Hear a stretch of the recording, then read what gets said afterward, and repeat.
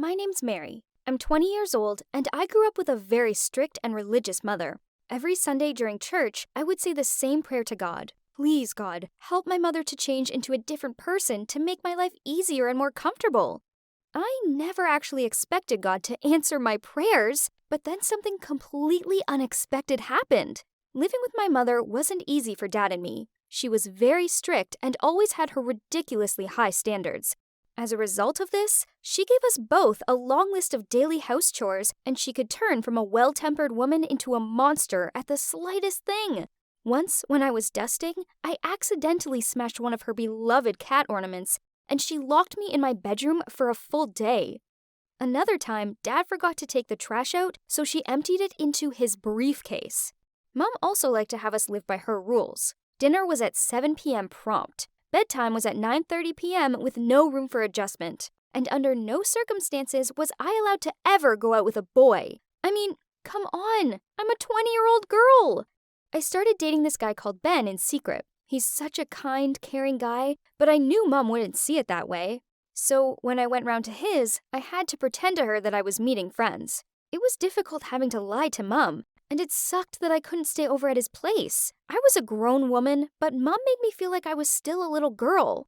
As much as Dad and I loved Mom, her strict rules and temper were getting to us. One time, I overheard Mom yell at Dad, "You're a useless old fool, and I don't know why I married you."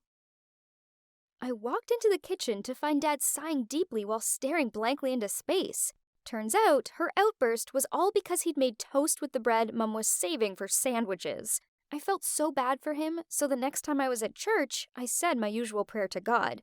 I never expected Mom to actually alter her ways, but then everything changed 180 degrees after the terrible accident.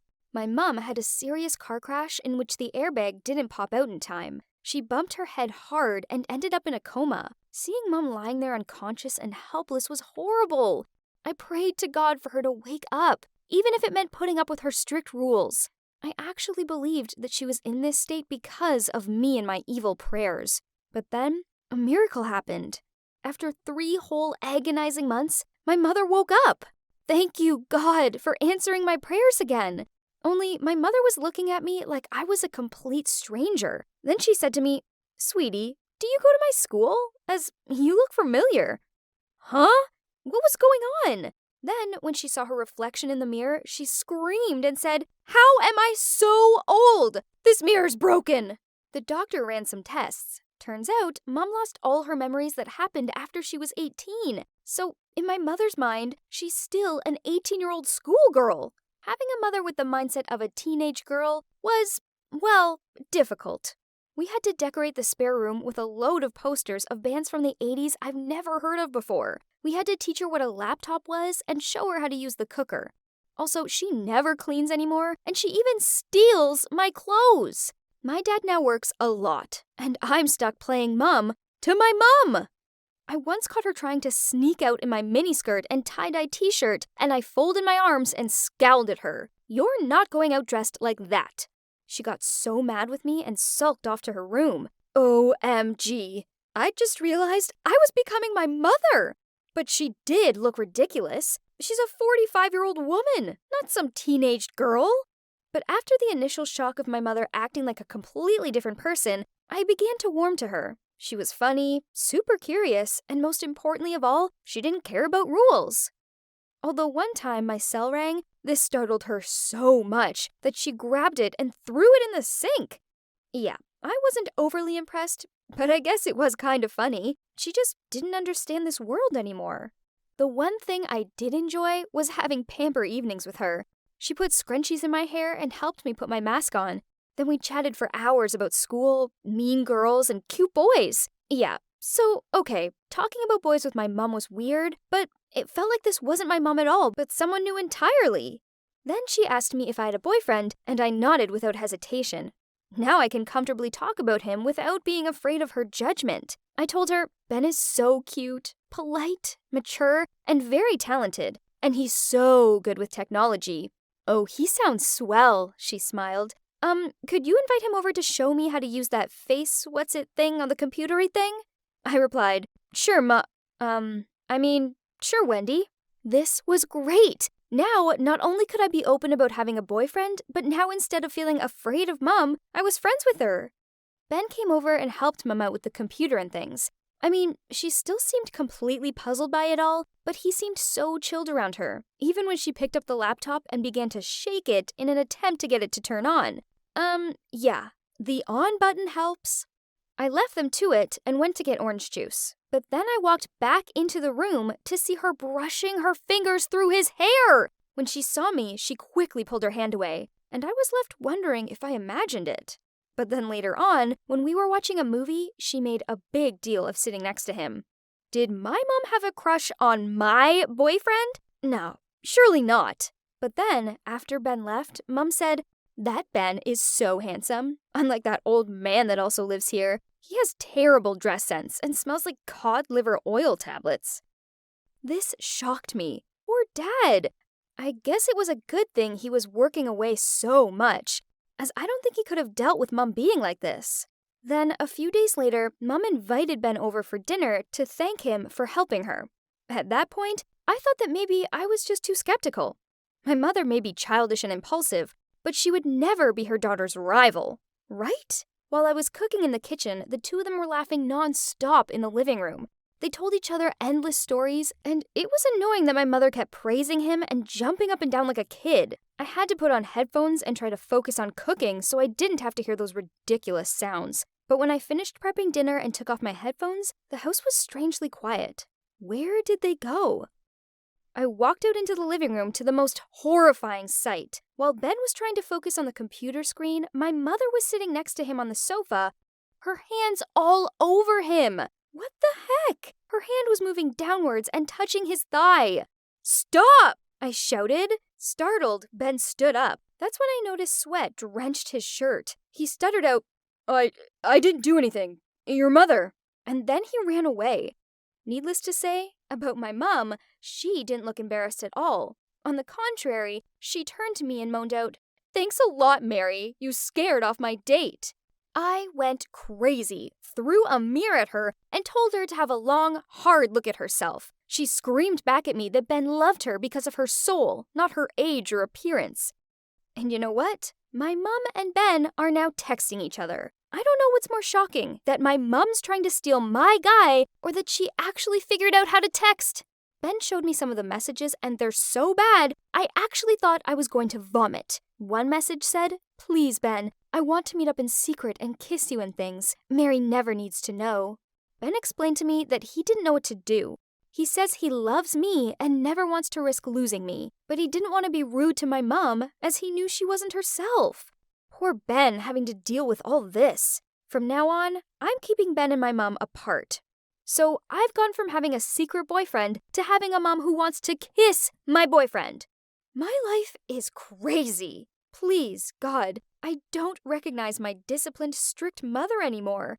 And as challenging as it was to be around her, I miss her, and I just want her back. 5, 6, 7, 8.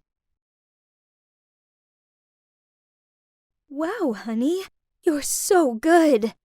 Oh no, now I'd lost count. How long had she been standing there for? Oh, sorry. I didn't mean to startle you. Can you teach me some moves? I hesitated, but I didn't want to sound mean, so, sure, Carol. Come in. I'll show you some of the basics. I did some simple moves for her to follow, but, oh man, she was awful. Seeing an out-of-shape, middle-aged woman attempting front lunges and high Vs isn't something you see every day. But I did appreciate that she was putting the effort into getting to know me. Oh, sorry. You must be wondering why I was calling my mom by her first name. Well, she's actually not my mom. She's my stepmom. You see, my mom passed away when I was 10. Then last year, when I turned 15, Dad started seeing someone again with help of a matchmaker, and he thought it was important for me to have a mother figure, and that's how he ended up marrying Carol. I enjoyed having bonding time with Carol, but it quickly became kinda uncomfortable. She watched me practice my cheerleading moves every night, started up conversations about the boys at my school, and she insisted on binge-watching TV series with me. Yeah, you almost know how awkward it is having an adult sitting next to you while there's some romantic kissing scene on the screen, right? Jesus, I needed my privacy. Then one time, I arrived home from school to find her in my room, going through my makeup. Donna, sweetie, how exactly do you use this? Okay, so this was a bit too much. She's crossing some lines here, messing around with my stuff without asking, but I couldn't bring myself to get mad at her either. You see, Carol is the definition of an ideal housewife. She's such a kind-hearted woman, and she always kept the house immaculate and cooked delicious meals. Maybe she spent so much time doing this that she didn't have any time to take care of her appearance? Hey, everyone deserves to feel beautiful, right? So I showed her how to apply makeup. Carol, you do so much for Dad and me, so I think it's about time you treated yourself. How about we go to the mall tomorrow? I would love to. I thought I was doing something nice for her. Little did I know, this was the start of something crazy. The next day at the mall, I took her into a clothing store where women her age shopped. I held up a nice blouse, but she shook her head. Then, to my utter dismay, she insisted we go into the Pull & Bear store next door. But Carol, that's for teenagers! But she still marched us in there. Then she pointed at an outfit and asked me if I could try it on for her. I wanted today to be about her, not me. But okay, as long as she's happy. I stepped out of the dressing room and twirled, and the store staff immediately complimented me. Then Carol suddenly turned to the staff and asked them to get the exact dress in size XL. What? Was she going to wear that too? Carol coyly stepped out from behind the curtain and asked, "So, what do you think?" I froze for a moment. I mean, look at her. She looked ridiculous, but I couldn't tell her that, so I reluctantly gave her a thumbs up. And just like that, Carol bought us both the exact same dress. But there's more. She suggested that we both wear them right now, while we were still in the mall. I spluttered out, shouldn't we save them for a special occasion? But her mind was made up. So, there we were, daughter and stepmom walking through the mall in matching dresses. I could feel all eyes were on us. We even ran into one of my friends, and she mistook Carol for my cousin. At least, that was until she saw Carol's face. That poor girl looked like she'd just seen Annabelle. Carol sure was flattered, as on the way home she beamed as she said, "To think, your friend thought I was your cousin. I should dress like you more often. It takes years off me." And I kid you not, she actually meant it. From that moment onward, she started dressing like a teenage girl. Or, to be precise, like me. Exactly like me. Apparently, I was the only one finding it weird in the house, because my dad said nothing. I needed to talk to her, or else someone at school would see me and make fun of me. So that evening, I went downstairs to see Carol sitting on the couch reading some magazine. I took a deep breath and said, Carol, can we? Oh, hi, sweetie. Look, I'm choosing a cake for your upcoming birthday party. I hope that's okay. Oh no, why is she always so sweet and kind? This made me feel so bad. She's doing so much for me, and all I do is complain. So obviously, I didn't bring up the subject of her copying my style. That's just trivial, right? Instead, I sat next to her and we talked about the birthday party. Then she showed me some pretty dresses on her phone and asked me to pick one for my party. I really like this one. Carol smiled. Oh, that looks lovely. Great choice, sweetie. Imagine how stunning we'll look in these. We? Oh no, not again. It had to be now or never to talk to her about this. Carol, I don't think we... But at that exact moment, my dad arrived back from work. What are you two still doing up so late? Before I could say anything, Carol ran over to him. Donna and I are going to wear this dress on her birthday. What do you think? Great. Anything that makes my ladies happy. I couldn't go through the humiliation of being dress buddies with Carol for one more time. On my special day, I needed to do something. I had a plan, but the timing had to be faultless. So, on the day of my party, when Carol was ironing her dress, I rushed in and told her that the delivery guy had just dropped off the wrong cake. Carol freaked out and ran downstairs immediately. Ha! It worked! Now, let's get started. And, well, 10 minutes later, as expected, we all heard a loud scream coming from upstairs. Dad and I rushed in and saw Carol sitting on the bed crying into the dress. Darling, what's wrong?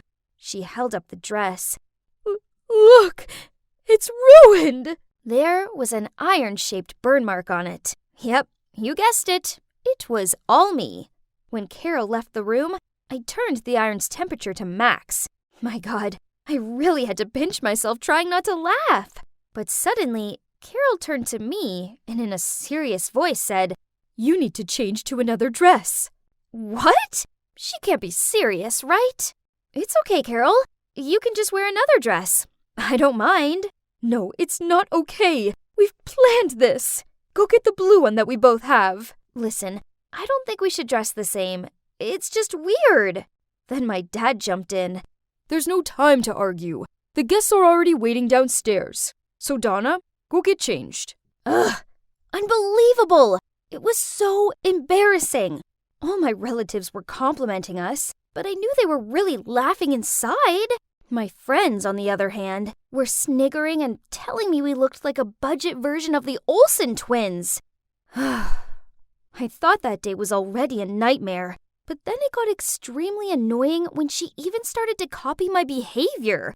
One evening, my boyfriend Thomas came over and we were all eating pizza in the living room. I took a bite and said, OMG, delish! And the next thing I knew, Carol was quoting those words of mine as she sipped on her Diet Coke. Cringy! Then later, when Thomas had to leave, I walked him to the door and I squeezed his cheeks as a cute little goodbye, since we couldn't exactly kiss or anything in front of my parents, obviously. But guess what? Just under 5 minutes later, Carol suddenly sat closer to my dad and did the exact same thing to him. It was so weird. And my dad wasn't really impressed either. But here comes the worst part. A few days later, my friend had sent me a link to Carol's TikTok account. Oh my days. It was a video of my dad, and it had thousands of likes. Then suddenly, I heard noises coming from downstairs. Carol? Carol! Carol scampered out of the kitchen looking clueless. What's wrong, honey? What's wrong? My colleague just sent me a video of you playing a prank on me. Everybody has seen it. Even my boss, my customers, everyone. How am I supposed to go to work now? Ruining my career. Is that what you want? So much for being an accident. Yep. The video I was talking about was this one, where Carol baked a fruitcake for my dad and then smashed his face into it.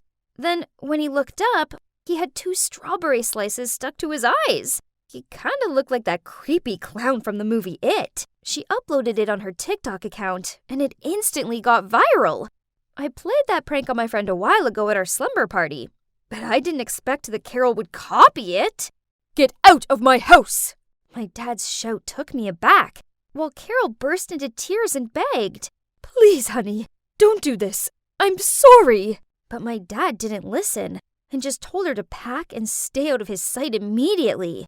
As she started to move, I grabbed her arm. Carol, wait.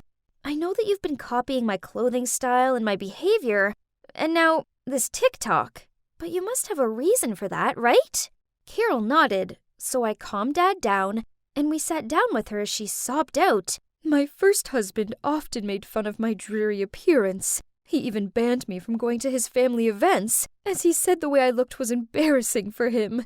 Then eventually, he couldn't stand looking at me anymore, so he handed me the divorce papers.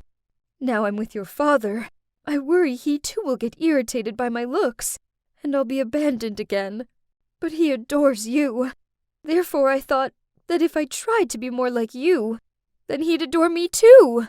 My God, Carol's ex is such a jerk. How could anybody want to get a divorce just because their partner didn't have the best dressing sense? I hugged her tightly and said, Nobody's going to abandon you. You're a part of this family. But how about we find you a new style of your own, instead of copying mine, okay? Carol nodded at me with a light smile while still sniffling. My dad eventually calmed down, apologized for overreacting, and came over to join us in the hug. So, after that, I started helping Carol with the house chores so she had more time to spend on herself. I showed her how to style her hair, helped her pick out some stylish clothes, and sent her the links to some videos on makeup tips. Now she has her own chic image going on. She kind of reminds me of Martha Stewart. I always thought my stepmom was bonkers, but turns out everyone's got their own story, right? And we should get to know them first before jumping into any conclusion. Everybody should feel good about themselves, and no one should ever make them feel otherwise. Sarah, it's about time you got married. What are you talking about? Get married? Not a chance. I'm still in school. Oh, give me a break. Marrying a rich guy will bring you more money than school ever will. Mom, I'm not like you. I actually like school. Now leave me alone. That was the conversation between my mom and I about 2 months ago. Well, look at me now. Here I am staying in one of the most luxurious villas in Boston. My name's Sarah, by the way, and I'm 16 and in high school. My life hasn't ever been normal. For starters, I don't have a dad, and my mom is totally irresponsible, choosing to spend any money we have on partying and men. Of course, she doesn't even have a job, so we rely on her latest fling to help support us. My mom has never really cared about me, so I just stay out of her life as well.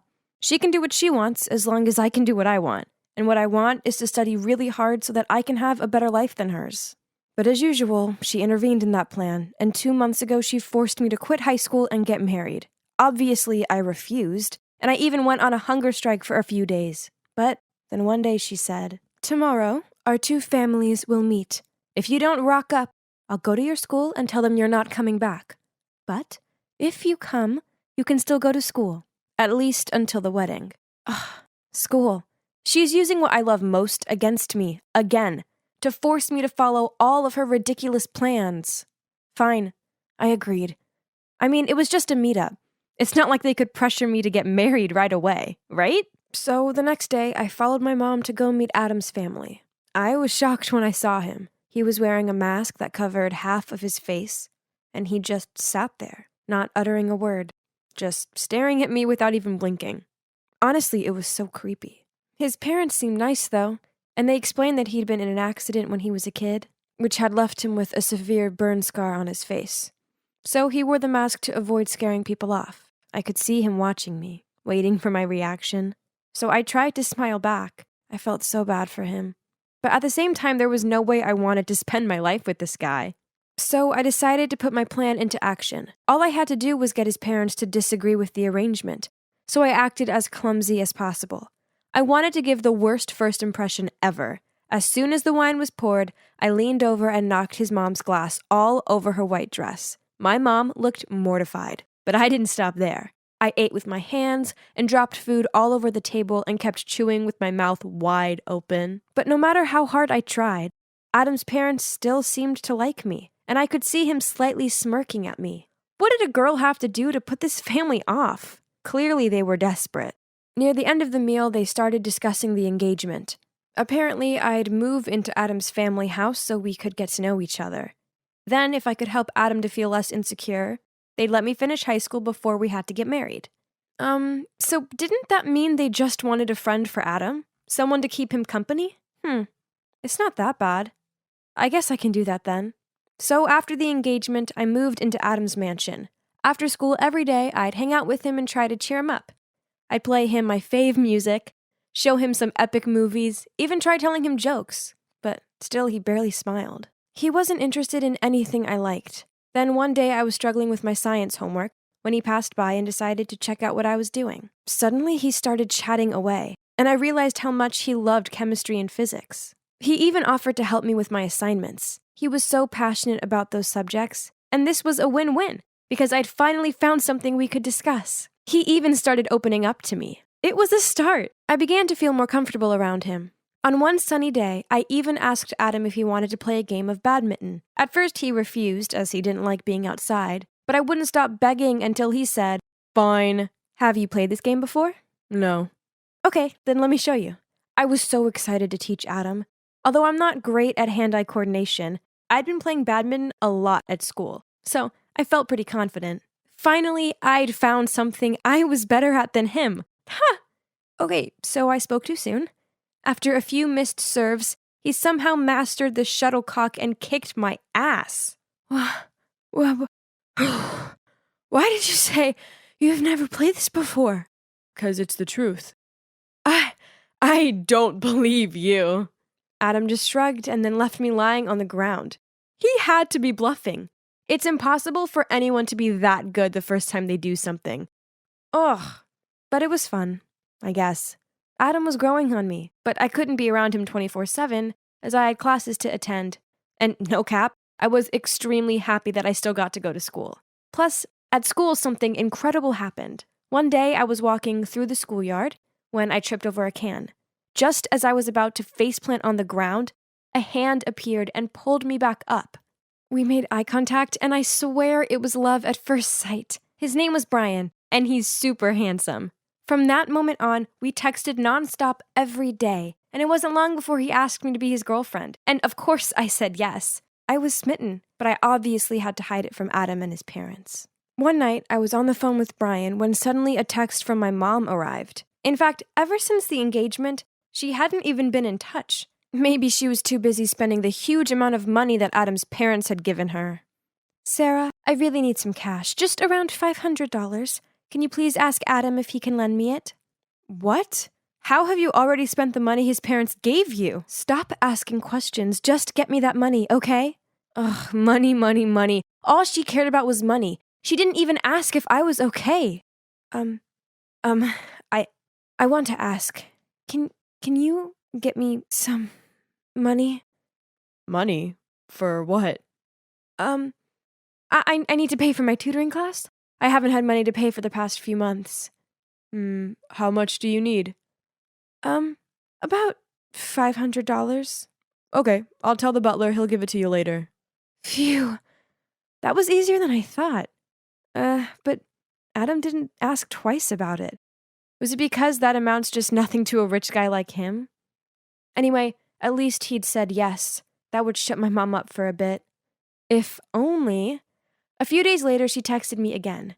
This time she wanted $3,000. Was she kidding me? I just ignored her. But she kept bombarding me with texts and calls. It went on for days. She wouldn't leave me alone. I didn't give in, though. Until this photo was sent to my phone. It was of me and Brian holding hands and clearly in love. Turns out my mom had been so desperate for the money, she'd turned up at my school one day to talk face to face, and that's when she saw us together. She then threatened me and said that if I didn't get her the money, she'd tell Adam's family what I was up to. This terrified me, because then I'd have nowhere to go, and I wouldn't be able to go to school anymore. I couldn't let that happen. I had no other choice but to keep asking Adam for the money with my lame excuses. From buying books, to a relative who was ill and needed treatment, you name it, I'd use it. Every time I asked Adam, he looked at me like he was worried about me and asked if I was okay. This made me feel even more guilty, because it seemed like he genuinely cared about me. To make up for it, I'd bake him cookies, and even knit a cute sweater for him as a birthday gift. But then, a few weeks later, he asked if we could talk. As soon as I walked into his room, he threw a bunch of photos at me. They were all of me and Brian. I couldn't believe it. Did my mother betray me? But that's not the case. He told me how he'd had someone follow me because he felt I'd been acting weird. Not only had he discovered I was dating someone, he'd also found out that I'd been lying about the money and giving it to my mom. He was so disappointed in me. Please leave me alone. I don't want to see you anymore. I was so worried I'd be kicked out of their house, but no one mentioned anything. His parents still chatted to me at dinner, and they seemed happy enough. Only Adam avoided me, which of course made me feel terrible. The only one I had to lean on right now was my sweet Brian. So after dinner one night, I decided to go over to his place. I really needed some comfort right now. But when I arrived outside, through the window, I saw another girl in his room. They started kissing, and I thought I was going to be sick. In a panic, I quickly crawled over and hid below his window to listen in. But aren't you a bit too close with that Sarah girl lately? Don't you dare. Don't worry, Pumpkin. It was all just for you. I noticed that she lives in a big mansion with personal drivers and all. Her family must be filthy rich. So I just wanted to be a good friend and help them spend those money. You know, and maybe that way I could get you the new Chanel handbag that you always want. Oh, really, honey? So, how's it going? Well, a dud. Seems like she's the stingy kind of rich girl. Ugh, keeping every single nickel all to herself. How was I supposed to believe what I'd just heard?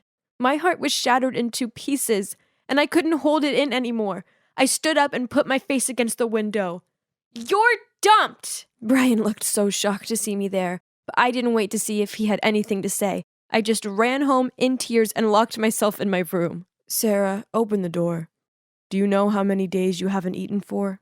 Sarah, open the door. If not, I will send someone to break the door down. Oh God, are you okay? What's going on? Nothing. I'm sorry. Sorry for lying to you all this time. I didn't mean to. Suddenly, Adam hugged me and said, It's okay. Don't cry. Now, can you just tell me what happened? In tears, I told Adam the whole story. From being used by my mother to being betrayed by Brian. Perhaps this is what I deserve for lying to you. Actually, if I were you, I wouldn't want to marry someone like me anyway. You're a great guy. As long as you have confidence in yourself and live with a more positive attitude, good things will happen to you, I promise. Even with this ugly face? I looked up at Adam and, oh my gosh, the burn scar on his face. It was worse than I thought it would be. I reached out to touch it. It must have been so painful. Can we start over? Keep helping me, okay? I looked at Adam, smiled and nodded. So after that day, I continued to stay at Adam's house and help him get out of the isolated, self-deprecating life he'd been living.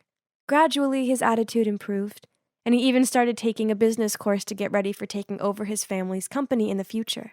I also encouraged him to start taking off his mask. Love everything about yourself, including that scar. As for my mom, she's currently being detained for her illegal gambling. Yep, that's what she spent all that money on. She'll probably end up in prison.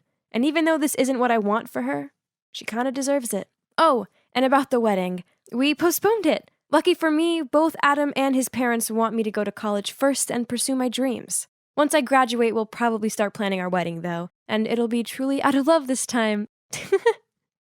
Here's the rest. Thank you so much. No problem. Congrats to you both. You're probably thinking, why is that girl so happy about giving me money?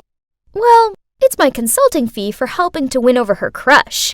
Yep, it all started about a month ago when, thanks to my amazing advice, my BFF Haley won over this hot boy, Luke. And the best part is, it only took one picture.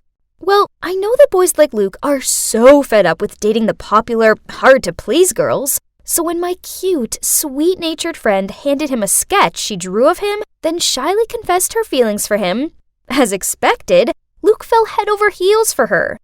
How did I come up with such a cool plan, you ask? Well, I basically have the superpower to read boys' minds. That, and I also know the real personality of each type of boy. Why? It's because I've lived with my 3 wonderful brothers for the past 15 years, and every day I had to put up with their bad habits. Ugh. Such as my eldest brother, Axel, the jock. Outside, he was always shiny and well-groomed, but at home, he never tidied his room and once went a full week without bathing. Ew! Then there's my second oldest brother, Stefan, the prodigy who didn't say much. Unless he's at home. Then he won't quit bragging about everything in the world. I swear, I've never seen him be quiet for more than a minute. Then lastly is my youngest brother, Gavin, the friendly one. Haley thinks he's so kind and gentlemanly, but she doesn't see him at home when he's always teasing me and stealing my food. God, just talking about it makes my blood boil. So tell me, ain't I qualified to open a relationship counseling service with such broad knowledge of guys yet? And actually, it was Haley's idea. She'll go find clients, and I will give advice to help them win their crush's heart. And up till now, our consulting success rate is 100%. So it's not surprising that our name quickly spread throughout the school. One day, I was eating lunch when Haley ran up to me and excitedly said, "We have a big client." "Who is it?" Turns out it was Claire, a popular mean girl at school. I immediately shook my head. "I'm not going to do it. You know I don't like Claire at all." "Come on, she's paying double than usual." "Nope, I don't want to help her." "But Madeline, please, I already took her money." "What? Was she being serious?" Then, meeting my glare, Haley hurriedly continued. "You see, Claire is already super popular. So, with your brilliant mind full of tips and tricks, she'll get the guy, and you'll get the validation." I suppose this would be good for the consultancy. Besides, Haley had a point. Regardless of the type of boy, I always knew what was needed to attract him. Okay, so who's our target? Ryan. What? Ryan, as in the nerd? Claire likes him? In response, Haley just smiled, nodded, and then bit into her lunch. Well, I didn't expect that, but whatever, that was Claire's business. Even if the target was a nerdy boy known for hating girls and not dating, it couldn't intimidate this Madeline. So, I embarked on the tactic mission for Claire. Now, let's see. A nerd would definitely fall for a girl with the same interests as him, right? So, the very next day, as planned, Claire was waiting for Ryan in front of the literature class. Seeing Ryan from afar, she immediately pulled out the book Wuthering Heights and pretended to be reading intently. But Ryan just passed by without even glancing at her, so she immediately chased after him and read a paragraph aloud. But Ryan kept on walking and even put his headphones back on. At this point, Claire could only stand there and stomp her feet. Well, that was a big fail. Seems like I needed to change the strategy. What about Lego? I mean, what nerd didn't like that? With this in mind, I spent the whole day helping Claire assemble a model of Hogwarts to give to Ryan. She proudly showed him the masterpiece, but he muttered out, "No thanks," then walked off, leaving Claire with a dumbfounded look on her face. And so, over and over again, from getting Claire to give him Star Wars cookies, to sticking a picture on his locker of her dressed as Black Widow, my tricks just didn't work on Ryan. God, why was this guy so odd? A few days later, as I was putting my books in my locker, Claire appeared and said snidely, "What kind of services are you guys providing? It's been weeks. Why hasn't Ryan noticed me?" Slow but steady. Just keep with it. Trust me. Poof, trust you? I'll only give you another week. If you don't get the job done by then, I'll make sure everyone knows how much your advice sucks. Then she left. Ugh, what an obnoxious snob. But what else can I do? I must finish the job, else my consultancy services would be over. Besides, this Madeline couldn't fail like that. And that's when I had an idea. As you can see, Ryan is engrossed in writing an essay on his laptop. And there's me, Claire, and Haley sitting on the table nearby, pretending to read books, when in actual fact, we were watching Ryan's moves. Suddenly, Ryan let out a yelp, which made the whole library jump and gained him a dirty glare from the librarian. Then Claire sashayed over to him and said in a sweet voice, "Hey Ryan, is everything okay?" "No, my laptop's glitched out. My important essay is on there and I haven't saved it. This can't be happening." He jabbed at the keys. "I'll take a look. I'm pretty good with computers." She leaned over the laptop. Suddenly, Ryan's laptop made a noise and came back on, and the essay was perfectly fine. Wow, who would have thought that a hot girl like Claire would be such an IT expert, right? Ryan profusely thanked Claire and even invited her to lunch. Aha! Success, finally! But hey, don't tell me you also believe that Claire knows that much about computers. Of course not. It's all thanks to my brother Stefan. He showed me how to quickly install software to make it look like it was broken. So I used it on Ryan's laptop when he went to grab a book. My bro also showed me the secret code to get it working again in a flash, and I passed this on to Claire. Finally, the most difficult mission I've ever faced was over, and Claire and Ryan were officially dating. I wanted to celebrate, so I planned a movie trip with Haley. But then Luke surprised her with amusement park tickets, and she canceled to go with him. Ugh, so much for mates before dates. So here I am alone. It's safe to say I was in a bad mood, but then, to make it worse, the couple sitting behind me kept teasing each other, loudly smooching, and even kicking my chair. Ugh! I can't take it anymore. I turned around and was about to give them a piece of my mind. Huh? It was Claire with Jackson, the troublemaker from math class. The two of them also panicked when they saw me. What is this? Didn't she just ask me to help win over Ryan? Before I could ask her what was going on, she dragged me into the lobby. You better keep quiet about this or else. I don't get it. I thought you liked Ryan. Please. Of course I don't actually like that nerd. I'm just using him. If you tell anyone about this, I'll make sure your consulting service is finished. What? Is she threatening me? Well, it's true that she paid for the consulting service, but that doesn't mean I accept her using me for malicious purposes. I couldn't just stand by and watch Claire play with Ryan's feelings like this. So, I left the movie theater and went around to Ryan's house. As soon as he opened the door, I blurted the truth out to him. He looked bummed out about it, and then shouted at me to go away. Please, Ryan, we can't let her get away with this. We need to teach her a lesson. He thought about this, then eventually nodded and gruffly said, Yeah, fine. Whatever. Luckily, that weekend, Claire's parents invited Ryan over for dinner. Now, let the payback plan commence. It's Claire. My phone went off, so I borrowed my sister's to text you.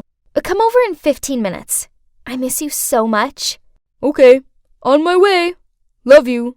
X. I was going over the plan once again in my head, then I suddenly saw someone sneaking near Claire's bedroom window. It was Jackson. He quickly climbed into Claire's room. I texted Ryan at once. The prey has arrived, then climbed in after Jackson. Seeing me, Jackson was frantic. What on earth are you doing here? Right at that moment, we heard footsteps outside.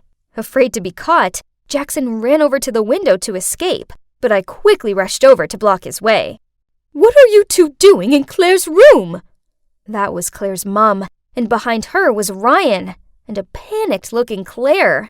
Claire, please can you explain to me why there appears to be a gathering taking place in your room? Claire gave a flustered look, then blurted out, Well, I'm dating Jackson. I only lied to you that I was dating Ryan because he's a top student, so you wouldn't stop me going out to see him, as I knew you'd never accept Jackson. It turns out, Claire's parents were so excited about her daughter dating such a smart boy like Ryan that they wanted to invite him over, which is why she hired me to help. They were furious to learn she'd been deceiving them, and no surprises, they grounded her for a month with no allowance. Poor her, but she had it coming. So, now what? Well, I decided to stop the consultancy service. I love helping people, but I don't like seeing anyone get hurt. Most people used my service for the right reasons, but I can never be sure that someone wouldn't use it for the wrong reasons again, and I don't want to be any part of that.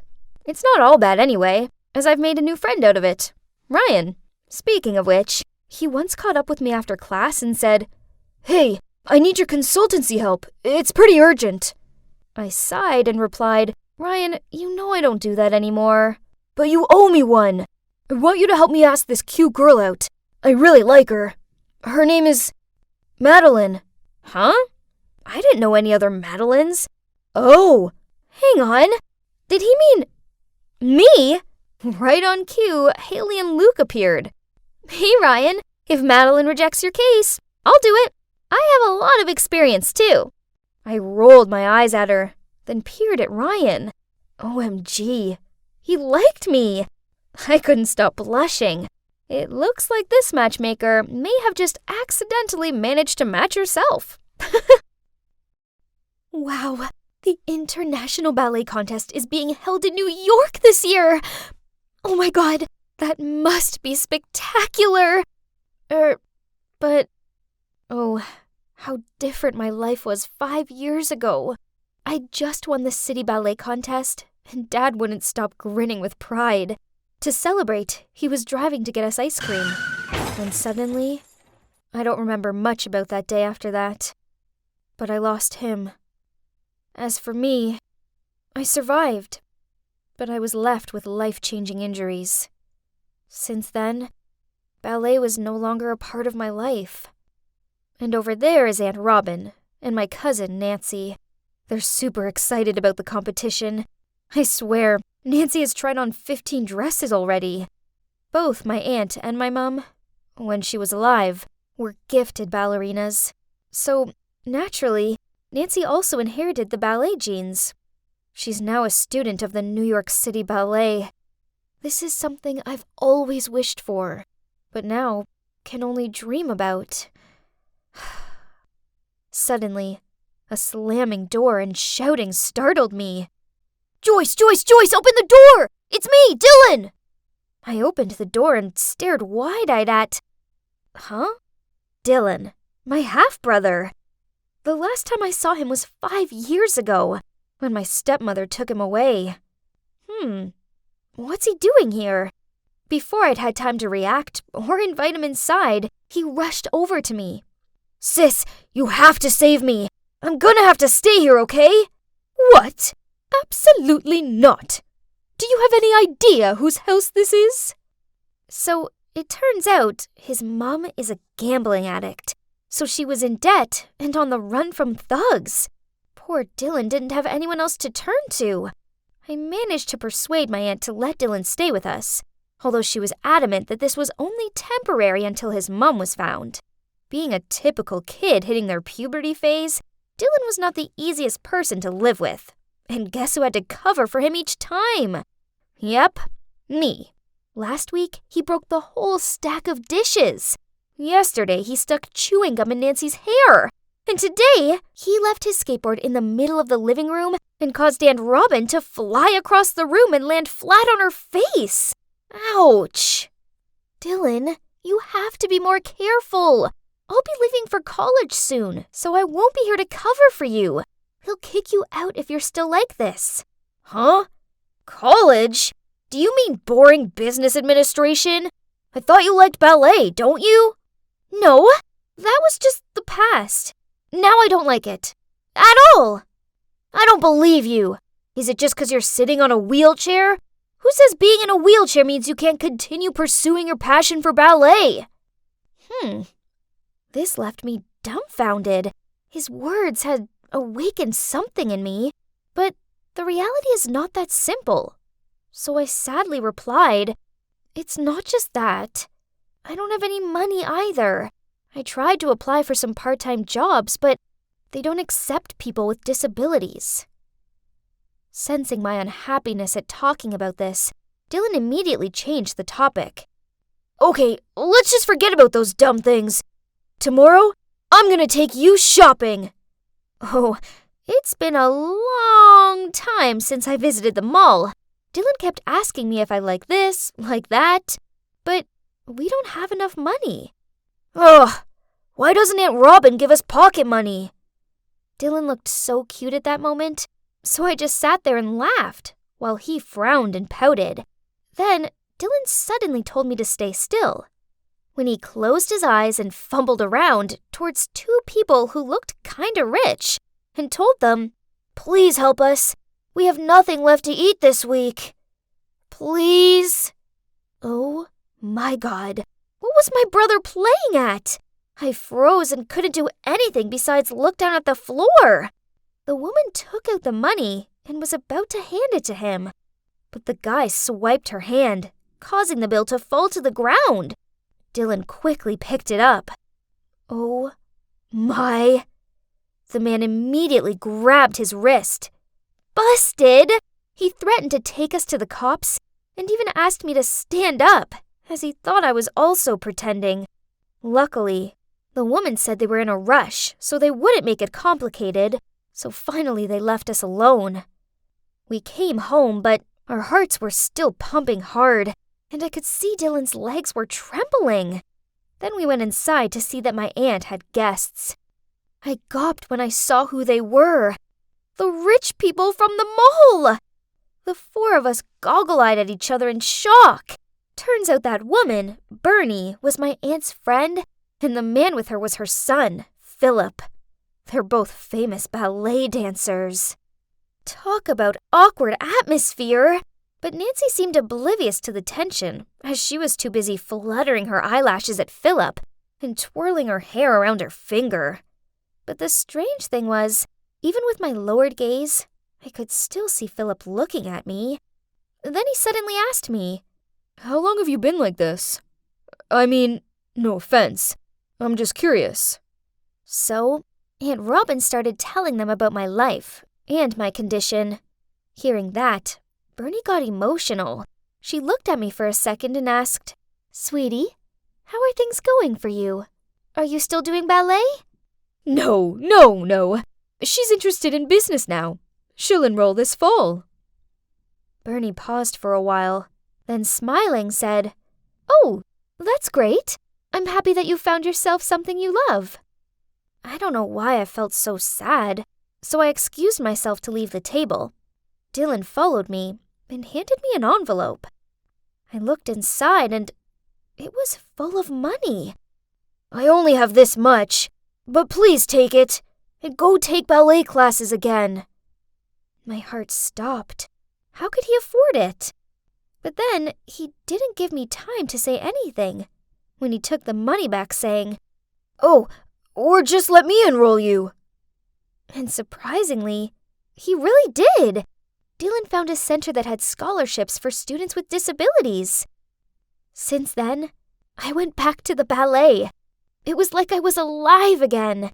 Every day I was eager to wake up to follow my passion. And I was also practicing for the International Ballet Contest in New York. One time after practice, I saw someone over by the door, watching me. Philip. I didn't know why, but as soon as I spotted him, my heart fluttered. He walked over to me, and we started talking. Turns out, he teaches at this center. After that, he always spent time helping me during practice, and we seemed to be a good pair. But good things didn't last long. That day I was practicing with Philip when a voice called out, "Joyce, why are you here?" I turned around startled to see a glaring Nancy standing at the door of the practice room. It turns out that Nancy came to meet and greet with her students in our center and accidentally spotted Philip helping me. Maybe she was upset because we looked quite close? After that, we met in the bathroom. Then Nancy asked me, "I know you don't have $1 to your name, so who gave you money for this?" "Oh, it was Dylan." "Stop telling lies. He's just some dumb kid. I hardly imagine he has a spare $1,500 to pay for 6 months of lessons." "You asked Phil to pay for you, right?" "Stop acting weak to get other sympathy. That doesn't sound like something my sweet cousin would normally do, does it?" So, did Dylan lie to me? This course isn't a scholarship for people with disabilities? No way! I immediately packed my stuff to go home and to speak to Dylan about this. But on my way out, I bumped into Philip. So I asked him if it's true there's no such scholarship at this center. But he just sighed and led me to a quiet place to talk. And you know what? He admitted that it's him who actually had planned out everything with Dylan, and even said that he liked me and wanted to help me. I was shocked, but deep down, I was also kinda happy hearing that, as I did like him. But I felt like I was a burden, and Nancy also liked him, so I rejected him. Nancy wasn't the same after that. Whenever our eyes met each other, she tutted, then looked away. Then one time, I found my ballet shoes soaked in coffee. And another time there was even a note in my bag saying, "Don't chase after Philip, 'cause you can't run, LOL. It had to be my lovely cousin who did these things, right? I felt upset a bit at first, but I didn't have time for her games. I had a competition to practice for. Then, the day before the performance, I arrived home to overhear Aunt Robin in the living room FaceTiming Bernie. "Hey, you should send more money. Joyce is partaking in a ballet competition this time, so it's rather costly." "Really? But you told me she wasn't interested in ballet anymore. In any case, why didn't she take the ballet scholarship for the New York City Ballet?" Stop going off topic. Remember, you were the culprit to the death of my brother-in-law and the legs of my niece. So, you have to take the blame for this whole life. And now you can't even see fit to spare what is loose change for you to fund her dream? What? What were they talking about? I was so shocked that I dropped my grocery bag on the floor. Aunt Robin turned around and saw me. Realizing I'd overheard everything, she beckoned me into the room and told me the whole tragic story. It turns out that the person who caused the accident was none other than Bernie. She'd crossed the road without looking, which caused my dad to steer to avoid her and crash into a tree. After that, she ran away, as she was so panicked and feared that it would affect her reputation. Through her friendship with Aunt Robin, she knew about my situation and still had been sending monthly money to compensate for me. What about the scholarship Miss Burney was talking about? Well, you can't attend that school anyway, so it's better to let Nancy take it, isn't it? What? I can't believe my aunt would do that! She knows how much I love ballet! I've always thought Aunt Robin was so good to give me a home, when in reality, she was using me, so Bernie would invest in Nancy's ballet career. The word disappointment cannot fully describe my feelings at that moment. The hurt was almost unbearable. I woke up feeling dreadful, but I forced myself to get ready and headed to the competition. It was bustling there, just like me inside. I didn't bother to watch the other performances until Nancy's. She was very graceful, and the judges said she did very well. However, I felt like it was missing something. And now, it was my turn. I looked down to the crowd and saw there was Bernie, Dylan, and Philip. They all smiled and clapped their hands when the MC called my name. I took a deep breath and was about to go out on the stage when, passing me, Nancy leaned over and whispered, "Philip doesn't really care about you. He just feels guilty about what his mom did. Don't go embarrass him by messing up." Suddenly, I felt like I couldn't move. I forgot all the movements, and the world was spinning around. But a familiar voice woke me up. "Joyce, you're better than this. We're all here for you, so don't be scared. You're the light. Don't let the dark bother you. Let's shine and show them what you have." I was so touched, and it worked. I regained my spirit and just went with the flow. Like a swan that had been restrained for so long, I just did what I wanted to do. I didn't care about anything, anyone. This moment, I'll live for myself. And maybe the judges felt that too. I burst with happiness to hear that. Ladies and gentlemen, the winner of this contest is Joyce Baker. Everyone came to congratulate me, including Bernie. She tried to fight back tears as she apologized for everything. The past is the past, and I know what happened was a terrible accident. It's something she will always have to live with, and that seems penance enough. So I hugged her and told her it was okay, because what matters was that I could dance again, and it felt fantastic. So what's next? Well, I didn't go to business school. Instead, I'm continuing with my ballet. I'm also undergoing treatment for my condition, and I hope that one day I will be able to be up there on stage, performing with Philip. Speaking of Philip, thanks to his help, Dylan and I moved into our own house. And Dylan has just got a scholarship into a prestigious high school, which he seems to be enjoying. Oh, and one more thing. Philip and I are now officially dating. And this is it. The happy ending of my fairy tale. Guys, keep chasing your dream, despite hardship, because all good things are waiting for you at the end of the tunnel.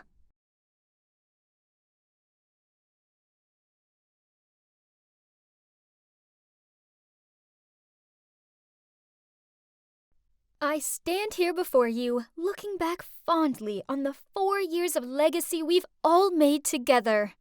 Do you see her? The girl in the graduation gown giving that awesome speech? Well, that was me, Taylor Flores. Take a look at my parents. They looked so proud of me. Oh, but I will never forget this face. This is Jonas, my arch enemy. We were the top 2 students in our school and had been competing against each other since forever. But too bad, Jonas. You lost the final battle because I was the one asked to give the graduation speech, not you. It's safe to say that I had it all figured out after high school. First, I would move to New York to attend the most prestigious college in the city, majoring in English, of course. Then, when I graduated from college, I'd write my first novel, then publish it to acclamation and glory. Now, that's what I call a perfect plan. Just wait for it. You will see my face on thousands of book covers. Taylor Flores' time has come. I want those pages by the end of Friday, else be prepared for a pay cut this month. Ugh! I hate deadlines! As you can see, my life didn't exactly turn out as I planned. What went wrong, you ask? Well, after I graduated from college, I pursued my writing dream. But every agent and publisher I sent my novel to rejected it. I kept pushing myself to write more, but then I ended up having writer's block.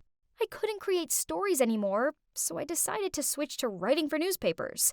I used to think that if I had to write for a newspaper, then it'd at least be a famous one. But life is not a fairy tale. On the contrary, it's actually cruel and unfair. Well, at least it was to me, because my preferred newspaper rejected me a bunch of times. So now I ended up here, working for this unknown news website with an all-time grumpy manager. Okay, so back to what was happening at the office. Suddenly, my phone buzzed through an email. Oh no, it's an invitation to my high school reunion. No way I could go back to my hometown and see everyone. They'd all see what a loser I'd become and I'd be the joke of the party. All the worst case scenarios were running through my mind until a call from Amelia came. It's my bestie from high school. She asked me if I was going, and I told her never in a million years. If you don't go, then everybody will assume that you failed in life and you're too ashamed to go. So the best thing you can do is to attend and keep your head up high. Man, Amelia really had a point and was great at persuading other people. No wonder she's now a lawyer. Ugh. So here I was, in front of the venue, feeling so nervous that I thought I may throw up. But it's now or never, right? I just needed to put my game face on. I entered the room to a load of unfamiliar faces. Huh? Was I in the wrong place? I was about to leave when I suddenly bumped into somebody and fell on the floor. Ouch! I looked up. It was a chubby lady who was holding her baby in one arm and gripping a toddler's hand with the other. I instantly apologized. I'm so sorry. I hope I didn't hurt the kids. Oh, it's fine. You're lucky my belly was big enough to block you. She then paused and took a closer look at me. Is that you, Taylor? You look great. Let's get inside. The party just started. Wait, she knew me. But who was she? I guess she did look familiar. Maybe I should wait for Amelia and ask her, as she had kept in touch with most of our classmates. I looked around, trying to find someone familiar to have a chat with, but my gosh, why was it so hard? But then I saw a woman who had beautiful, long blonde hair, and I instantly knew who it was. Jessica, the hottest and most popular girl in high school, and the captain of the cheerleader team. I walked over to her, and we began to catch up.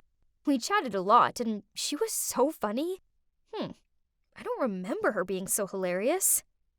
My God, you're so funny, Jess. Hey, Jessica! I heard Amelia shout. I looked over at her, and she was walking towards someone else. It was the chubby lady from earlier. So, she's Jessica? Oh my, she definitely changed a lot. But if that was Jessica, then who was this? Thank God I didn't say her name earlier. I excused myself from this mystery person, then whispered to Amelia, asking who the lady was I was talking to. Beats me. Why don't we ask her directly? She then did exactly just that. The lady gave us a playful smile, saying, "Try guessing. Are you Ashley?" Nope. Natasha? Wrong. Tiffany? Negative. Wait, are you related to Jack Miller? You kinda look like him. Almost correct. Oh my. She wasn't related to Jack Miller, 'cause she is Jack Miller. Well, now she's Jill Miller. Turns out she never felt comfortable being a boy, so after high school, she underwent transgender surgery. Wow, that's incredible. I kind of felt overwhelmed, so I went to the bathroom to freshen up. On my way out, I saw a familiar face. It was Luke, the most handsome guy in high school. He was picking up trash and putting it in the garbage can. Aw, what a nice guy. We talked for a bit and...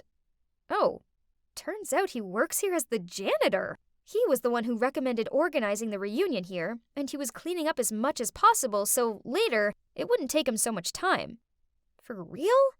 Who would have expected that? I went back to the party and saw Amelia talking to a guy. Oh, who is this handsome dude? Amelia beckoned me over and introduced him to me. I couldn't believe my ears. It was Jonas, my arch enemy. The chubby dwarf Jonas with a face full of pimples now resembled an Abercrombie & Fitch model. Jonas just told me that he's been promoted to a higher position in his company. Ugh, seemed like he still kept his bragging habit. Some things never changed. Suddenly, Jonas asked me, "And what about you, Taylor? How has it been going for you lately?" Oh, snap! I couldn't tell him that I was working for this awful news website. That would be so humiliating. So, thinking fast, I blurted out that I was a managing editor for this huge newspaper in New York. Jonas and Amelia looked at me in shock. In your face, Jonas. If I had a mic, I would definitely drop it. I asked Jonas what position he was promoted to, and he replied, "Oh, I got Chief Technical Officer." Huh, nice try, but it was no match for my amazing job. I won that battle, loser. Well, in general, the reunion went pretty well, even though I had to lie about myself, but whatever. It's not like I was gonna see Jonas again, right? Wrong. A week later, I received a Facebook friend request from him. First I ignored it, but then a few days later, he texted me via Messenger, asking why I didn't accept him on Facebook. Ugh, that was so annoying. Fine, but first I had to readjust my page. I needed to hide photos, statuses, and tags that were related to my company. Done. Then Jonas began to text me. "It was nice seeing you the other day. Would you like dinner sometime?" I'm sorry, what? Was he asking me out on a date? Or was this a prank? 'Cause I live in New York. I told him that, and oh my God, he lives in New York too. Ugh, great. But the thing is, I told him last time that I'm an editing manager, and that's a busy job. So during our date, I asked Amelia to pretend to be my secretary and call me a bunch of times during dinner. However, before we could play our act, Jonas was the one who received a dozen calls and then had to leave early because of an incident at his company. After that, he texted me quite a lot, but still feeling bitter from being ditched at dinner the other day, I only replied to him after 30 minutes. Every time. But on days when he didn't text me, I found myself staring at my phone, longing to hear from him. Jesus. I was falling for him? Jonas? Why Jonas? I couldn't understand myself anymore and was unable to stop my feelings. So when he told me he liked me, I said I liked him too. And soon we became a couple. It was great at first, but then Jonas insisted that he drive me to work and pick me up. Oh no. I refused, of course, but he wouldn't take no for an answer. Ugh. So when Jonas dropped me at the fake office, I had to run. No, I had to sprint 5 blocks to my real office to make it on time. And then in the evening, I had to leave 30 minutes earlier to run back to the other office and wait for him to pick me up. The first 3 times, I could handle it. But Jonas wanted to drive me to work every day. That's enough. I needed a break from all this running. Eventually, I came up with an excuse. I bought a bike and told him that I wanted to ride to work, as it would be good for my health. Phew. I didn't have time to run 5 blocks each day anymore, because I had an important interview to prepare for. Oh yeah, I was applying to my dream newspaper. Again, if I did get in, I don't need to lie to Jonas anymore. And luckily, my interview went pretty well. I had a smile on my face as I walked over to the elevator. First it was just me, and then a bunch of employees went in. The elevator was about to close when suddenly, from the outside, someone put his hand between the doors. "Please wait!"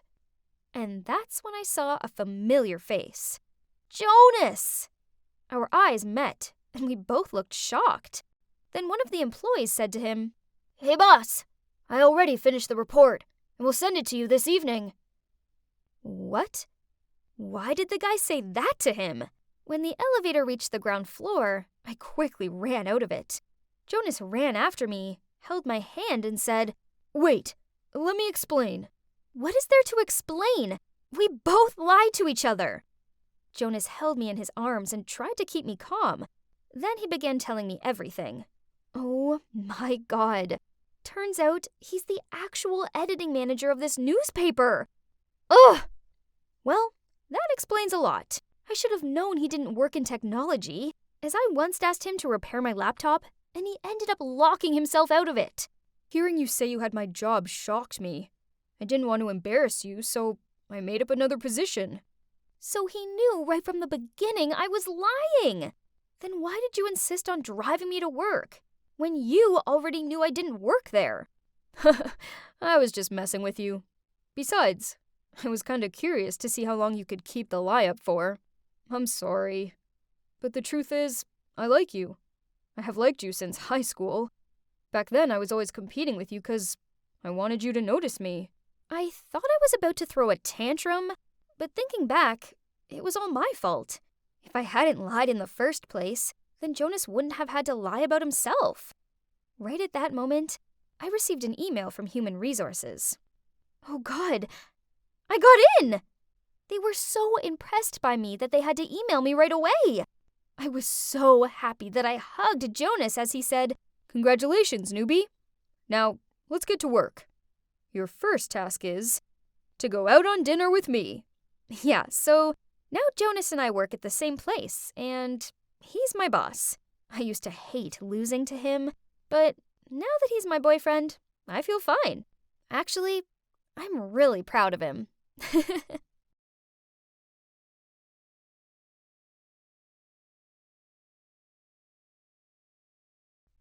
I closed my eyes and took a deep breath.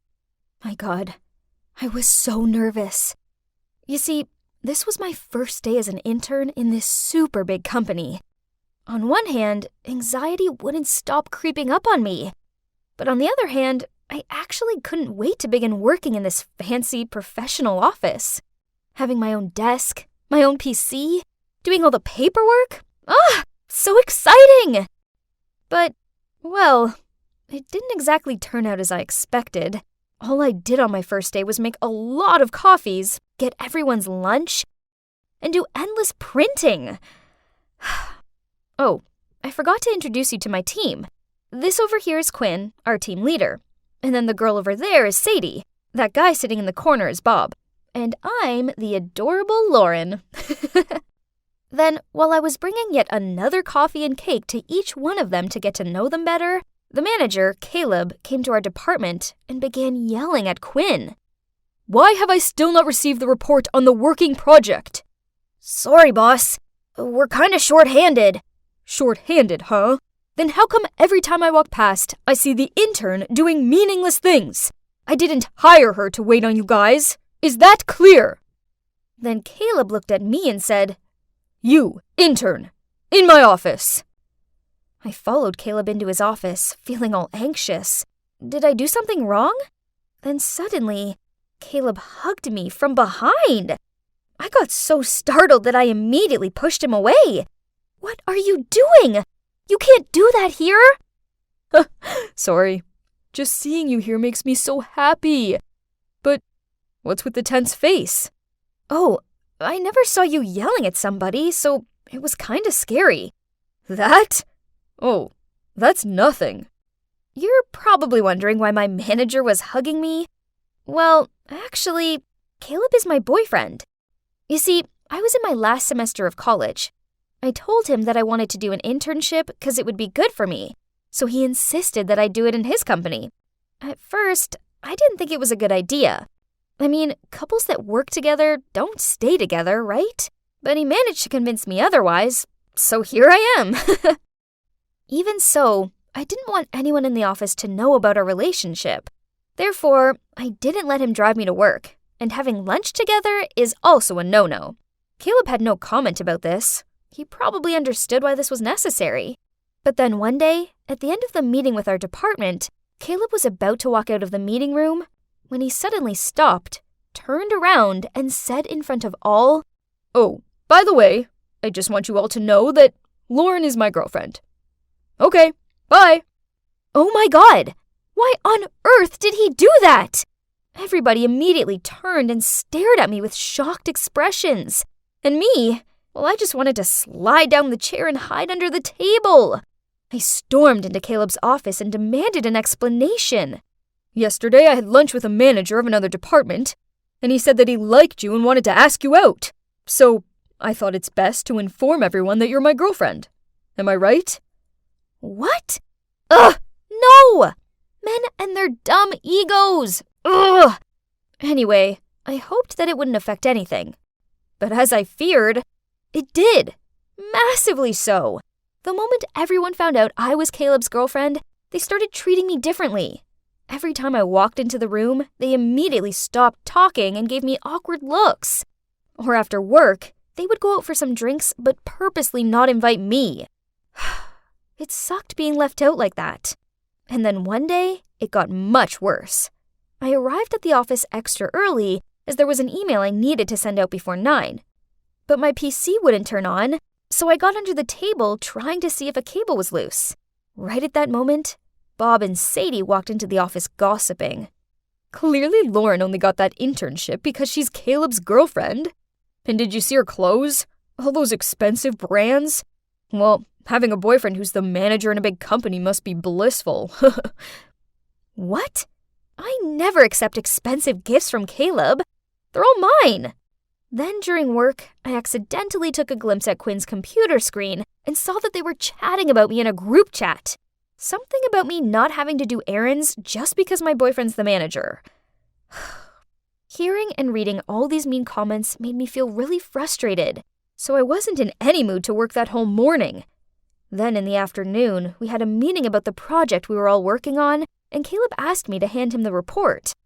Oh snap, I'd totally forgotten to do it. Sorry, I haven't written the report yet. "Can I ask why?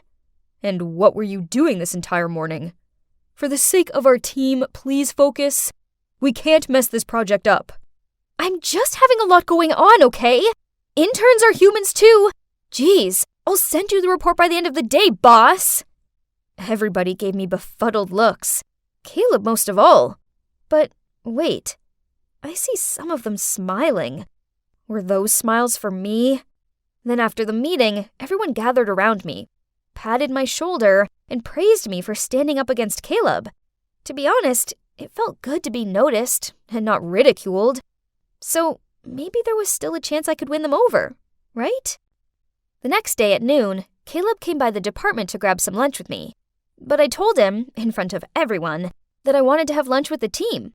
He looked confused, but still had to agree. Lunch with the whole team was great. Except for one thing. They constantly kept asking me about Caleb. Like, what's he like outside the office? Why is he always so strict and grumpy?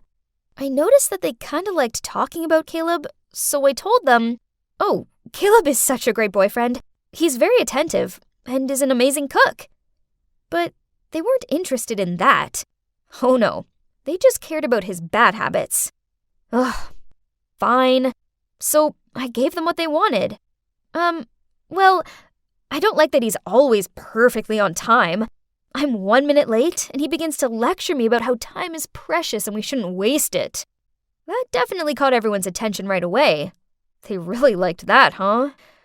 I felt kind of guilty, but I couldn't deny how nice it was. That feeling when everyone was starting to like me, and it would be only this time, right? Well, how wrong I was. because every time our team went out, they started gossiping about Caleb and then looked longingly at me until I badmouthed my boyfriend. Again. But to me, Caleb is the perfect man. He just has a few tiny flaws, but nothing major. So I decided to make stuff up. He sleep talks and never brushes his teeth before bed. And he burps a lot at home. Ugh, I hated it. But what can I do? The worse stuff I told them about Caleb, the more they seemed to like me.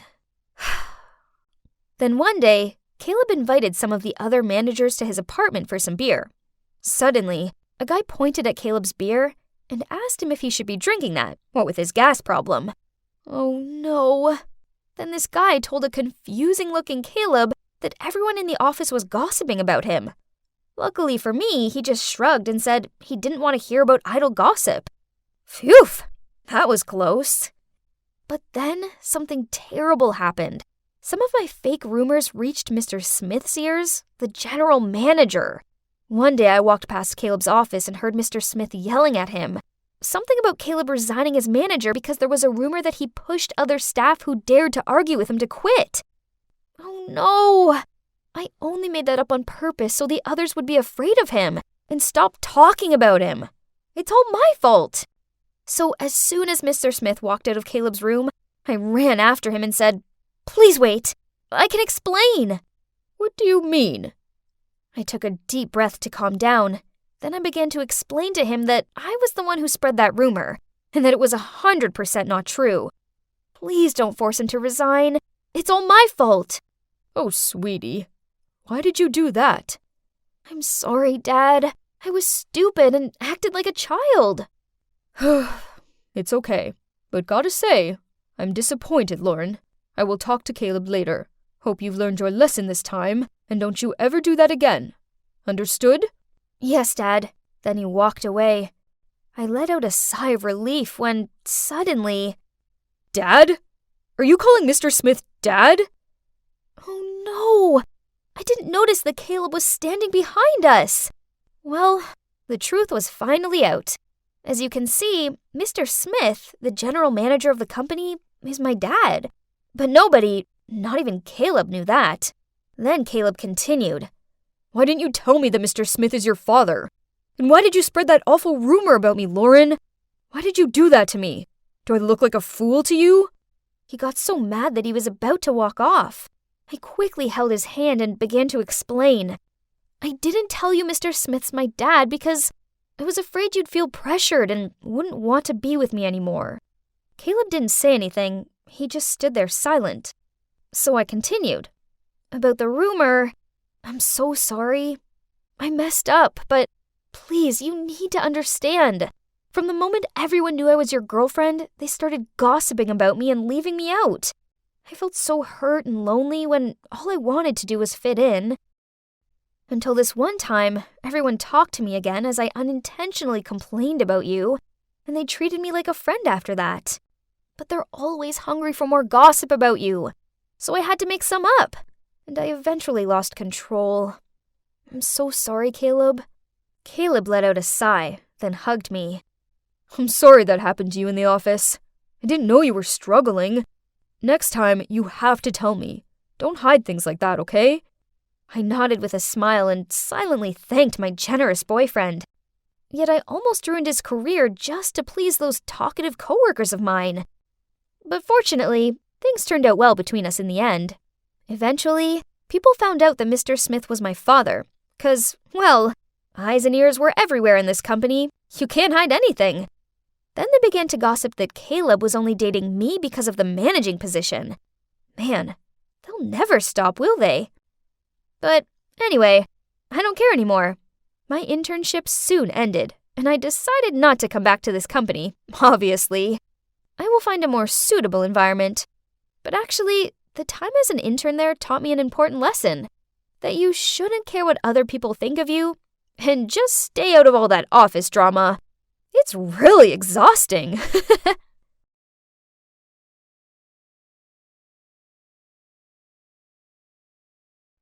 Hi guys, it's me, Claire. So tomorrow is going to be super exciting. I'm putting my life in your hands. Literally, as I'm going to be doing a My Instagram Followers Control My Day video. Yay! Most influencers do this with options, but I trust you guys, so go wild. Just visit my Instagram, like this video, and comment on whatever you want me to do tomorrow. The comments with the most likes will be chosen. And don't forget to follow me to stay updated. As you can see, I'm Claire, and I'm a beauty influencer on Instagram. Of course, with this pretty face and eye for style, I already have loads of followers. But for someone who was born to be famous like me, that's not enough. That's why I'm doing this viral challenge. It'll get me tens of thousands of likes. Okay, that's it for today. Now I better get my beauty sleep. Gotta have glowing skin tomorrow. The first thing to do in the morning was to check my Instagram. 20,000 likes from my post last night. That's average. Let's see. I asked my followers to decide what I should wear and what I should eat for breakfast. And the most liked comments were about Y2K style and avocado toast. My favorite dish anyway. Easy peasy. I called the maid to prepare breakfast while I did my skincare routine. Then I made sure I took a cute selfie and uploaded it to my story. What a good start. Am I the cutest girl on earth or what? Okay, now I have to make a very difficult decision. Which bag best complements my outfit? This one or this one? I was still trying to decide when my phone rang. Ugh, that's Liam, my boyfriend. It's so early, yet he's already sent me a ton of messages. What are you doing? Why didn't you reply to any of my texts? Hurry up if you don't want to be late for school. All right, I'm coming. Jeez, why does he have to be so stressy? It doesn't matter if we're a little late. I mean, come on, it's only school. After choosing the right bag, I got into Liam's car. He frowned at me and asked me what took so long. I was busy taking selfies. I replied and posted a mirror selfie I took earlier on my Instagram with the caption, Y2K style for today. What should I do at school this morning? At break time, I was sitting in the cafeteria with Liam and my bestie, Tori. As usual, my beauty was attracting attention. All eyes were on me, and one guy even gushed out, "You're so pretty, Claire." I checked my Instagram to see how my newly posted pic was doing. Oh, it already had 50,000 likes. That's good, but I know with my charisma, I can do even better. But, What's this? The most liked comment on the post wants me to go to the school library and scream, "I hate studying, and the library is the most boring place on earth." What kind of request is this? Don't do it. I don't have a good feeling about this. It could be from someone who's trying to sabotage you. Liam has a point. This could just be a trick that Isabella, my rival at school, devised to embarrass me. She's also an influencer on Instagram, but she just copies everything I do. Her Instagram is 5,000 followers less than mine. Yawn. But Claire, how are you going to explain to your followers if you bail out? I don't think they'd be happy about it. Right. I'm doing a challenge, aren't I? Can't stop after only 2 comments, especially because one from anti-fan. Besides, this is no big deal, right? Who even goes to the library anymore? So, I dragged Liam and Tori to the library. As you know, I need them to film me. Why was it so ridiculously busy in here? Since when did people actually want to study? I needed to get this over with. So breaking through the silence, I shouted, "I hate studying, and the library is the most boring place on earth." All eyes instantly fell on me, and I heard tuts and grunts. Then someone said, "What the hell are you doing?" Ugh, why is everyone in here so serious? I just shrugged and walked away. At least Liam and Tori had captured me at my best angle. To my surprise, that video gained me a load of views and likes, and I even earned nearly 1,000 more followers. Who would have thought that such a silly act would get so popular? At that moment, Isabella walked past me. Only brainless people would scream in the library. Look who's jealous now. Hey, you might as well try that. Maybe you'll get half of my followers. Isabella looks like she's about to explode with anger. But Then she sneered and said, "Let's see if you're still laughing after you see what you've got to do next." Huh? What is she on about? I immediately opened my Insta to check. What? The top comment this time was from Isabella. She wants me to put a trash bag on my head and go to the mall. Ew, trash bag? I spent an hour styling my hair this morning. Isabella, you wicked witch. But, okay. If she wants to play, I'll prove to her that she's messing with the wrong person. Just like last time, Liam tried to talk me out of it. This is nonsense, Claire. Don't lower yourself to this level just for a few likes. I told him he was overreacting, and that I wasn't going to let my followers down by bottling out of it. This seemed to annoy him, and he stormed off. So who's going to take videos for me? I called out, but Liam just kept walking. Why can't he just support me like usual? Luckily, I still had Tori, and she agreed to film it for me. That's what best friends are for. Okay, this is more embarrassing than I thought. People keep staring at me like I'm an alien.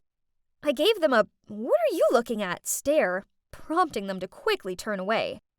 No, I have to act confidently for the video to get more likes.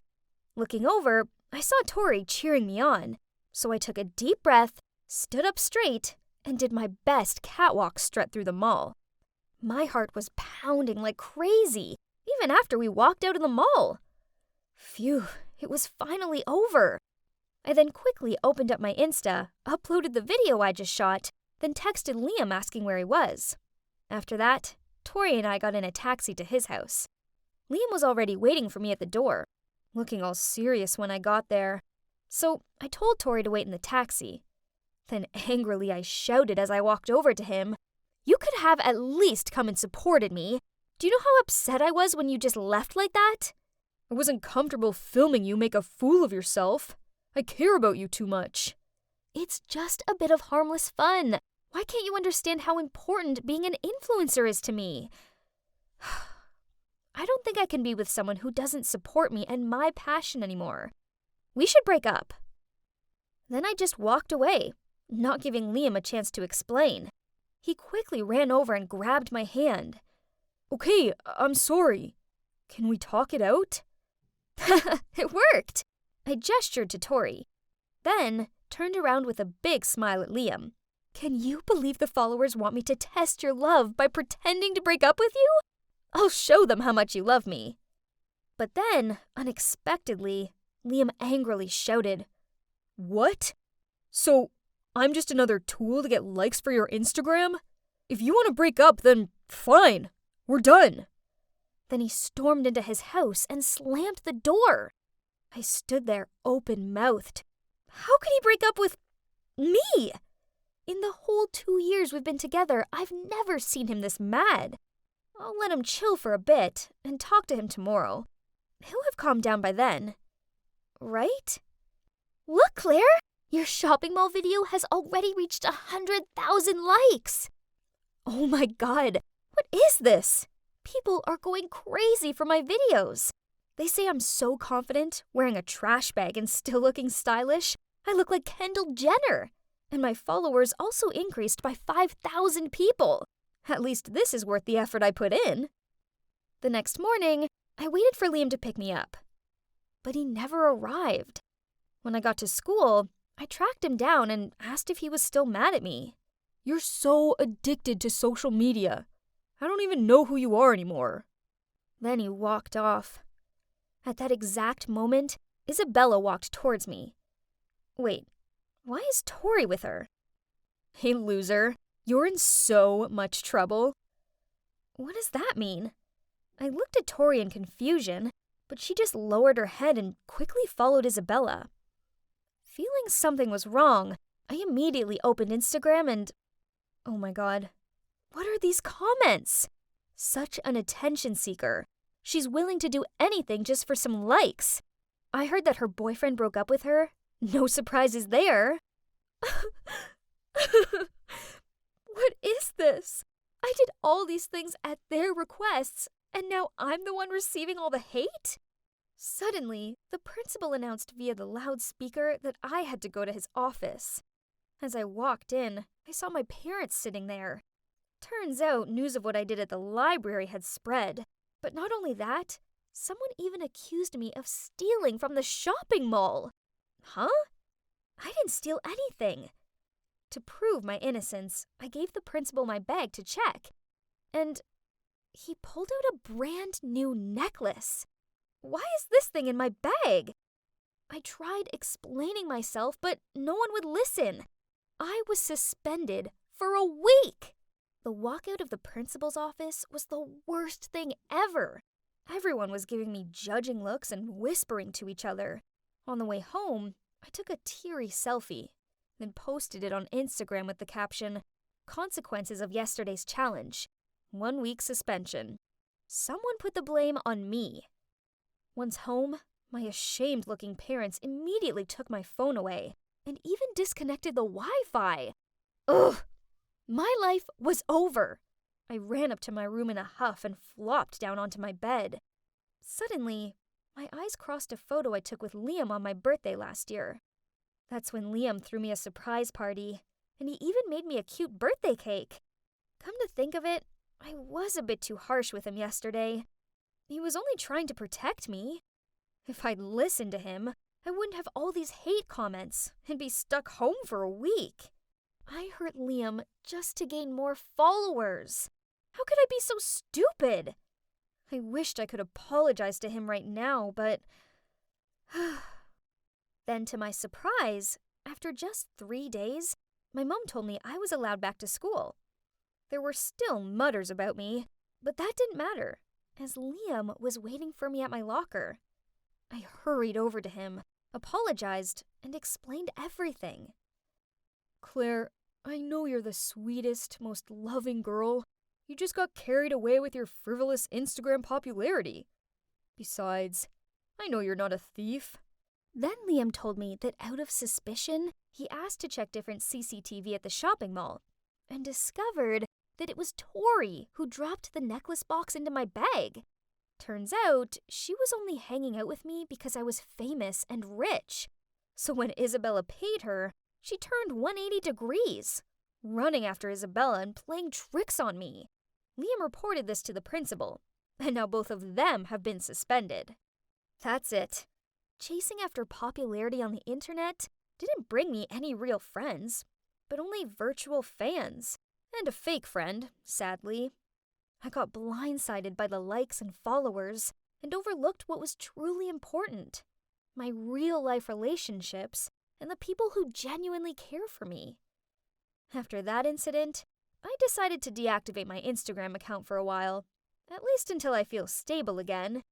And even if I lose all my followers, I don't really mind anymore. Because right now, I'm spending time with those who really matter to me.